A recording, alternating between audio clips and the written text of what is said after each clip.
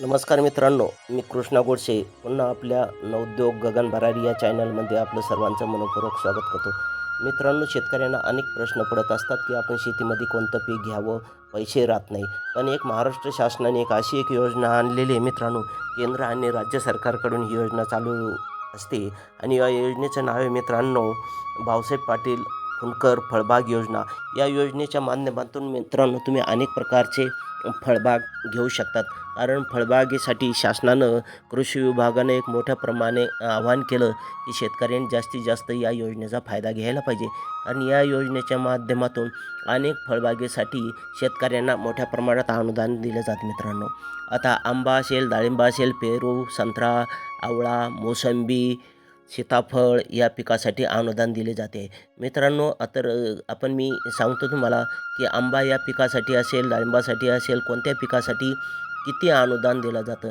मित्रांनो, आंबा या पिकासाठी भाऊसाहेब फुंडकर फळबाग योजनेतून 71,970 रुपयाचं अनुदान दिलं जातं. तसेच डाळिंबासाठी 1,26,000 रुपयाचं अनुदान दिलं जातं.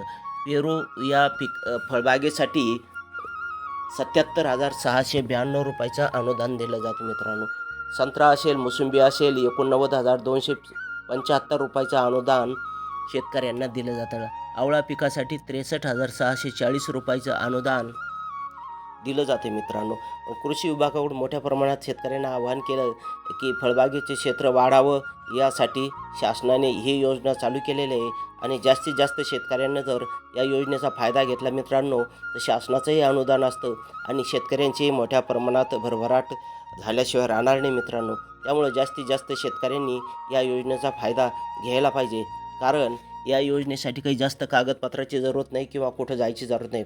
फक्त तुमच्या जमिनीचा 7/12/8 घेऊन तुम्ही DBTद्वारे किंवा महा ई सेवा केंद्रावर जाऊन तुम्ही या योजनेसंदर्भात माहिती घेऊ शकता आणि त्या ठिकाणी जाऊन तुम्ही अर्ज भरू शकता. लगेच तुम्हाला या भाऊसाहेब फुंडकर फळबाग योजनेचा लाभ या ठिकाणी मिळू शकतो मित्रांनो. अशाच नवीन व्हिडिओसाठी मी तुम्हाला या चॅनलला सबस्क्राईब करावं, लाईक करा, शेअर करा. आणि जे काही शेतकरी आहे त्यांना या योजनेचा फायदा होईल.